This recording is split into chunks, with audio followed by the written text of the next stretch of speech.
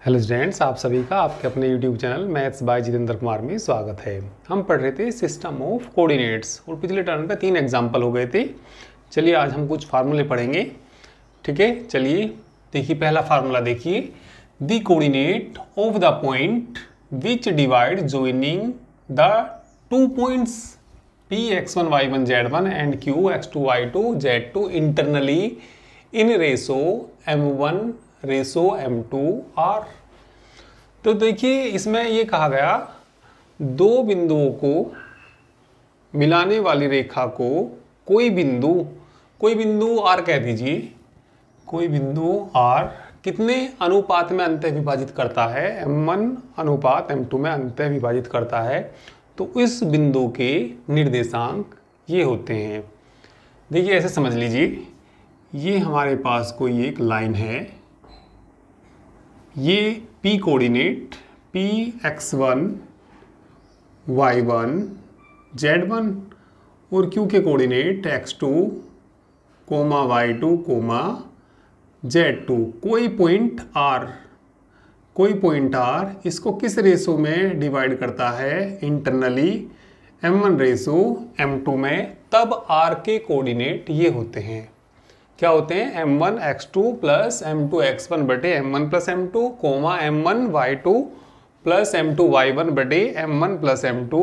ठीक है, इसी तरीके से m1 z2 plus m2 z1 बटे m1 प्लस m2। ठीक है, सेकंड फॉर्मूला देखिए। The coordinate of the point which divides joining 2 points. ठीक है, इसमें भी the coordinate of A point r मान सकते हैं। कोई पॉइंट R है जो डिवाइड करता है दो बिंदु कौन कौन? P और Q को मिलाने वाली रेखा को एक्सटर्नली यानी कि बाह्य विभाजित करता है in ratio m1 ratio m2। ठीक है, R तो ये पॉइंट होता है। देखिए किस तरीके से, ये हमारे पास कोई एक स्ट्रेट लाइन है PQ। P के कोऑर्डिनेट कितने? x1 y1 z1। ये हमारा Q पॉइंट है x2 y2 z2। एक्सटर्नली कोई इसको विभाजित करता है, तो ये हमारा पॉइंट Q है एक्सटर्नली यानी कि इसी लाइन में सीधा जाकर कहीं कोई पॉइंट हमारा R है। R के कोऑर्डिनेट निकालने। ठीक है, तो किस रेशो में इसको विभाजित करता है? m1 रेशो m2, m1 अनुपात m2 में विभाजित करता है। तो बाह्य विभाजन बिंदु के जो निर्देशांक होते हैं वो क्या होते हैं?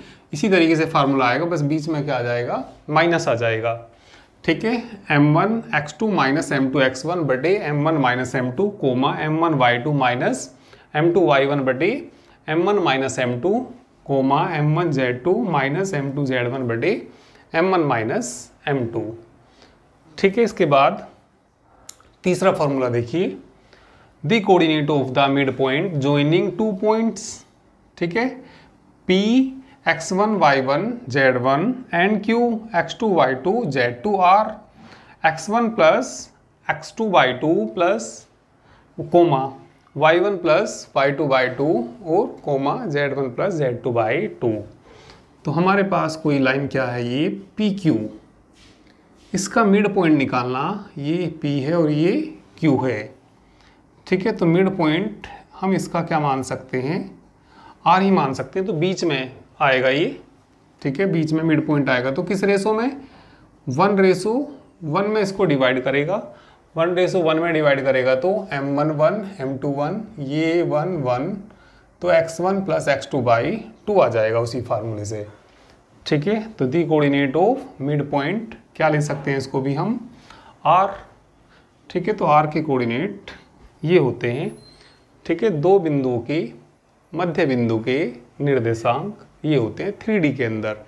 आपने 2D में पढ़ा होगा, तो ये हमारा किस में है? 3D में। तो आप लोग इन फार्मूलों को नोट कर लीजिए।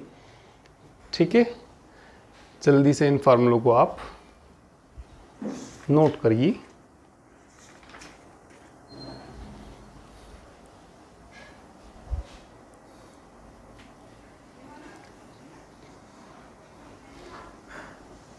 चलिए इसके बाद आगे कुछ फार्मूले हैं। ठीक है।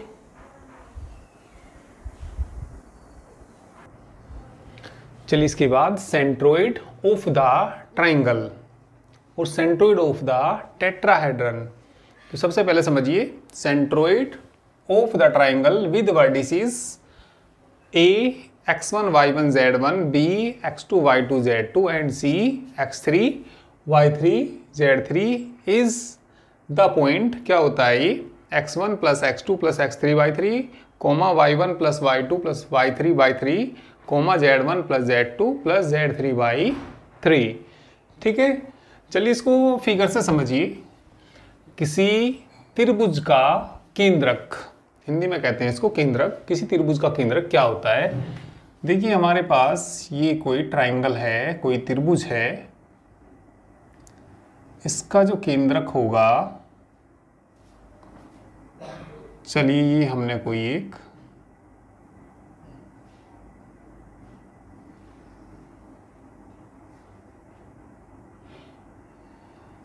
ट्राइंगल बना लिया।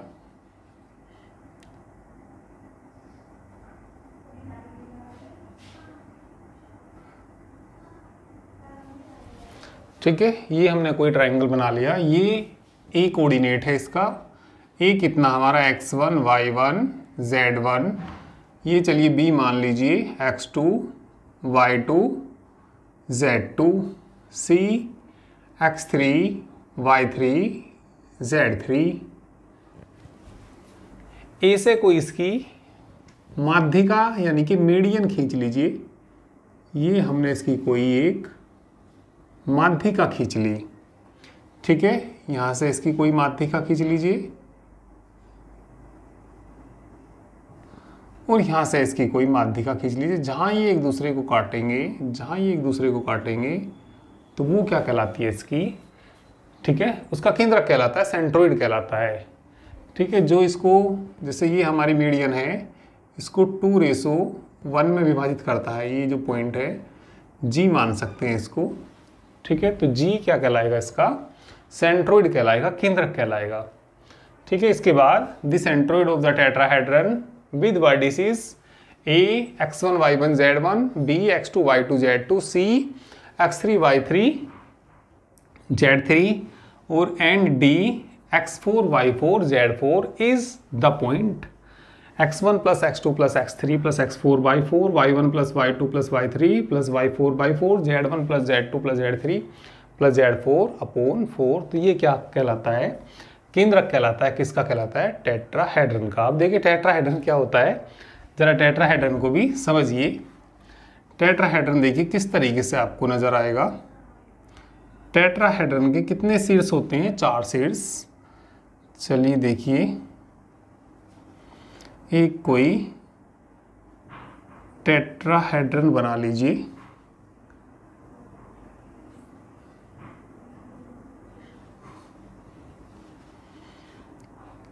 एक कोई टेट्राहेड्रन देखिए किस तरीके से नजर आएगा ये।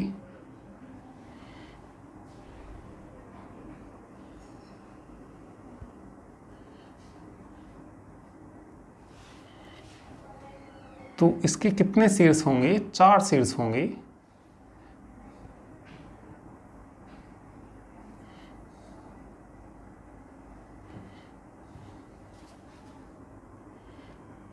तो ये हमने क्या बना लिया, टेट्राहेड्रन बना लिया। ठीक है, तो ये इसका मान लिया ए पॉइंट है, ये इसका कौन सा बी पॉइंट है, ये सी पॉइंट है और ये कौन सा पॉइंट है, डी पॉइंट है। ठीक है, जहां ए के कोऑर्डिनेट तो कितने x1 y1 z1, b के कितने x2 y2 z2 और ये सभी इनके कोऑर्डिनेट हैं। तो इसका जो सेंट्रोइड होगा किसके बराबर होगा, इसके बराबर होगा। ठीक है, और देखिए इसका केंद्रक कहाँ होता है, इसका केंद्रक कहाँ होता है। ठीक है, सपोज ये हमने कोई ये लाइन खींच ली। ठीक है, यहाँ से इसने, ठीक है, यहाँ पे इसकी कोई एक मीडियन खींच ली। मीडियन यानी कि इसको 2 भागों में विभाजित करेगी और यहाँ पे इस पर कोई पॉइंट लेते हैं, या यहाँ से भी खींच लेते हैं इसकी कोई मीडियन, जहाँ ये एक दूसरे को काटती हैं इसकी मीडियन खींच लेंगे। तो जहाँ ये सब एक दूसरे को काटती हैं, चलिए हमने इसकी एक मीडियन ले ली, ये किस रेशो में बांटती है इसको, 3:1 में। और ये इसका जो पॉइंट होता है जी पॉइंट होता है, तो ये जी पॉइंट क्या कहलाता है, इसका केंद्रक कहलाता है, सेंट्रोइड कहलाता है। ठीक है, तो ये टेट्राहेड्रन है जिसके कितने शीर्ष होते हैं, 4 शीर्ष होते हैं। ठीक है, तो जी क्या है इसका, सेंट्रोइड। तो ये जी के क्या कहलाते हैं, कोऑर्डिनेट कहलाते हैं। ठीक है, इसको भी आप लोग नोट कर लीजिए।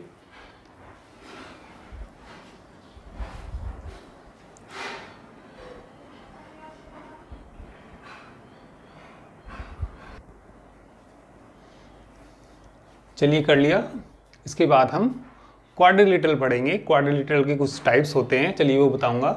ठीक है, जिसने नहीं किया जल्दी से नोट करिए। इसके बाद हम क्वाड्रिलेटरल यानी कि चतुर्भुज, उनके प्रकार।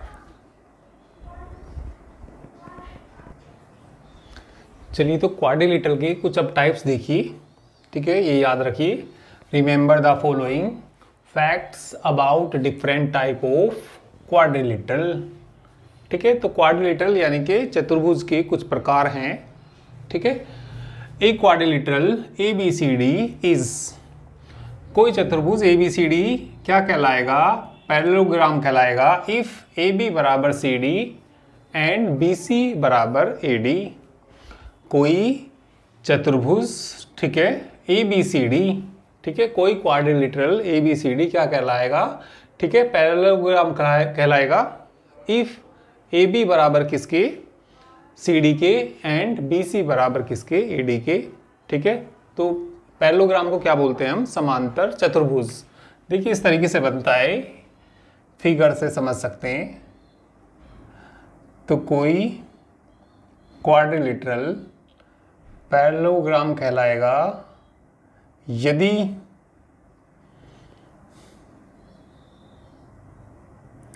इस तरीके से बना सकते हैं इसको।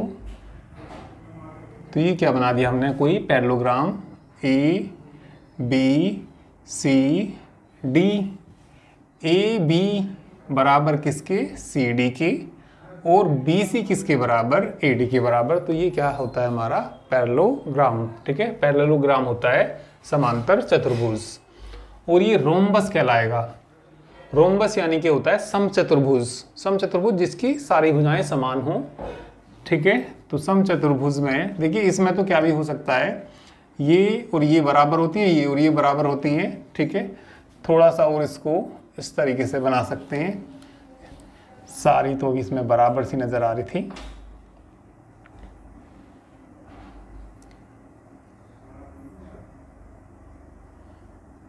तो ये तो क्या है, कोई भी एक समांतर चतुर्भुज ABCD। और ये क्या बनाना हमें, रोम्बस। रोम्बस होता है समचतुर्भुज। समचतुर्भुज की सारी भुजाएं बराबर होती हैं। ठीक है, तो इस तरीके से ही बना सकते हैं, सारी बराबर लेनी। चलिए छोटा सा मैंने यहाँ कोई बना दिया ये। ठीक है, तो ये रोम्बस कहलाएगा यदि A मान लिया इसको, BCD, इसमें तो भैया ये और ये बराबर होंगी, ये और ये बराबर होंगी, इसमें सारी भुजा बराबर होंगी। तो क्या कहलाएगा, ये समचतुर्भुज कहलाएगा। रेक्टेंगल यानी कि आयत कहलाएगा। आयत देखिए किस तरीके से बनता है, आयत इस तरीके से बनेगा। तो ये क्या बना दिया कोई हमने, रेक्टेंगल आयत ABCD। AB बराबर CD के और, ठीक है, BC बराबर AD के, और इनके जो डायगोनल्स हैं वो भी कैसे होते हैं, इक्वल होते हैं। तो ये इसके डायगोनल्स भी AC बराबर किसके आएगा, BD के। और ये स्क्वायर कहलाएगा, कोई वर्ग कहलाएगा यदि सारी भुजाएं बराबर हों और इनके विकर्ण भी बराबर हों। ठीक है, जबकि रोम्बस में इनके विकर्ण बराबर नहीं होते, इसमें इनके विकर्ण भी बराबर होते हैं। तो क्या होता है, ये स्क्वायर होता है। तो स्क्वायर तो मैं मालूम ही है वैसे तो। चलिए इस तरीके से बनेगा ABCD। इनके ना विकर्ण भी बराबर होंगे, सारी भुजाएं तो आपस में बराबर होंगी, इनके डायगोनल भी कैसे होंगे, बराबर होंगे। ठीक है, तो ये भी आप लोग नोट कर लीजिए।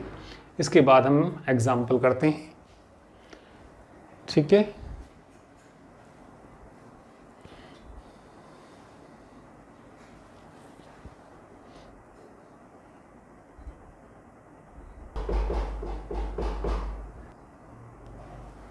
चलिए एग्जाम्पल नंबर 4 देखिए। Find the coordinates of the point which divides the join of points A दे रखा और बी दे रखा इंटरनली इन रेशो 2:3। ठीक है, तो 2 पॉइंट दे रखे ए और बी। तो हमें क्या निकालने, पॉइंट के कोऑर्डिनेट निकालने जो इसको अंतः विभाजित करता है किस रेशो में, 2:3। तो ये वाला फॉर्मूला लगाना है इसमें, m1 x2 plus m2 x1 बटे m1 प्लस m2, ठीक है, कोमा, तो हो जाएगा ये m1 y2 plus m2 y1। ठीक है, तो सिंपली एग्जाम्पल है ये, एग्जाम्पल नंबर 4। 2 पार्ट दिए, एक में तो इंटरनली, ठीक है, इसको मतलब अंत्य विभाजित करता है, ठीक है, तो उसके कोऑर्डिनेट निकालने, और एक एक्सटर्नली। एक्सटर्नली में क्या लेते हैं, बीच में माइनस लेते हैं। ठीक है, चलिए इसके बाद एग्जाम्पल नंबर 5 देखिए। एग्जाम्पल नंबर 5,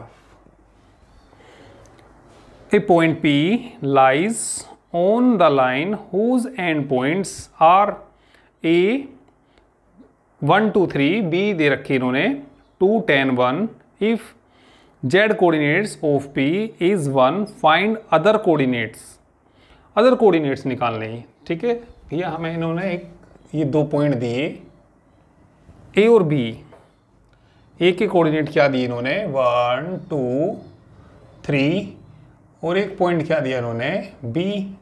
बी के कोऑर्डिनेट क्या दिए इन्होंने, 2 10 1। ठीक है, तो हमें इन्होंने जो दिया ए पॉइंट पी, एक पॉइंट पी है जो इस पे लाई करता है, तो हम इसके कोऑर्डिनेट मान लेंगे x y z। इन्होंने इसके z कोऑर्डिनेट दे रखे, z का मान दे रखा 7। ठीक है, तो अदर कोऑर्डिनेट निकालने, तो अदर कोऑर्डिनेट किसके मान निकालने, हमें x और y के मान निकालने। तो हम मान लेंगे इसमें ये इसको लैम्डा रेशो 1 रेशो में इसको अंतः विभाजित करता है। ठीक है, तो इसको लिख लेंगे, let the coordinate of P, let the coordinate of किसके, P के, B x y z, x y z कितने मान लिए, and let divides, and let, ठीक है, it divides joining the line, ठीक है, joining the line AB, joining the line AB in, या joining the points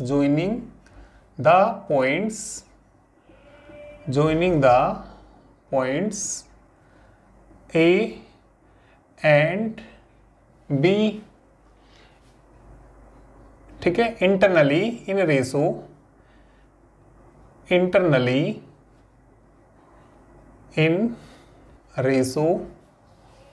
रेशो कितना, लैम्डा रेशो 1। ठीक है, किस अनुपात में अंतः विभाजित करते हैं, लैम्डा रेशो 1 के रेशो में। देखिए इसमें हमें करना क्या है, एक बार जरा फिर ध्यान से समझ लीजिए, एक बार क्वेश्चन को पढ़ लीजिए।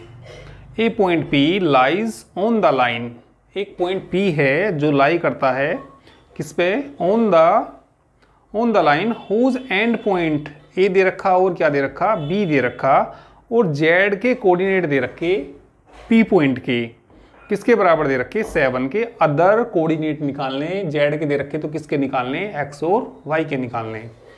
तो हमने देखिए क्या किया, पी के कोऑर्डिनेट ये मान लिए, और हमने मान लिया ये जो पॉइंट है इन बिंदुओं को मिलाने वाली रेखा को अंतः विभाजित करता है, किस अनुपात में अंतः विभाजित करता है, लैम्डा, ठीक है, लैम्डा रेशो 1 रेशो में विभाजित करता है।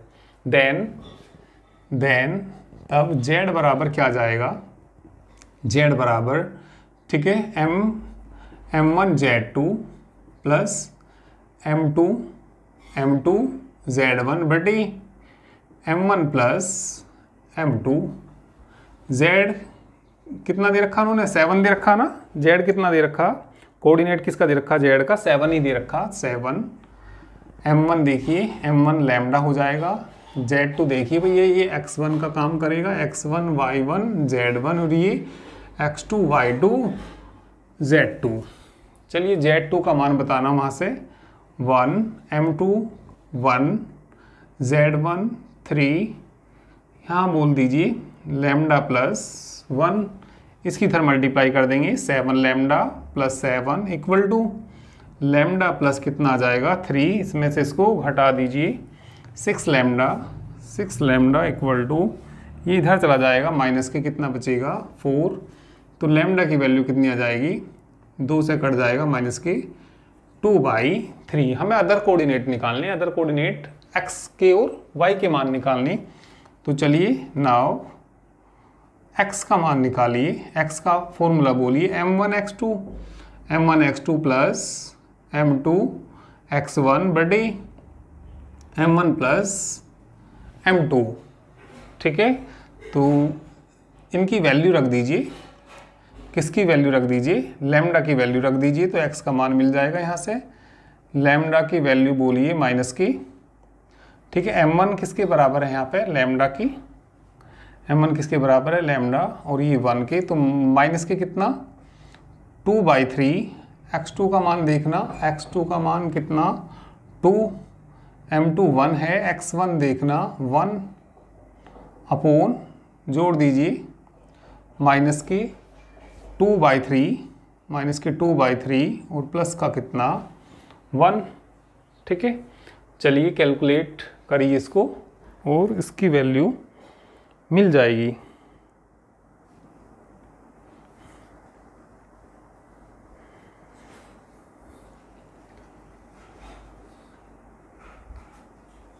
ठीक है, चलिए करिए जल्दी, या चलिए आगे थोड़ी जगह है, इधर ही कर देता हूँ। x इक्वल टू माइनस कितना आ जाएगा, ये 4/3 प्लस 1 बटे जोड़ दीजिए इसको 1/3 आ जाएगा। x की वैल्यू एलसीएम ले लीजिए, तो ये आ जाएगा यहाँ से 3 माइनस के 1/3 और 1/3, तो x की वैल्यू -1। इसी तरीके से y की वैल्यू भी निकल जाएगी। y की वैल्यू क्या बनेगा, फॉर्मूला m1y2 प्लस m2y1 बटे m1 प्लस m2। ठीक है, तो हो जाएगा ये, y का मान निकाल लोगे। ठीक है, तो चलिए आज के लिए इतना ही, बाकी नेक्स्ट टर्न पे करेंगे। Okay, thank you very much.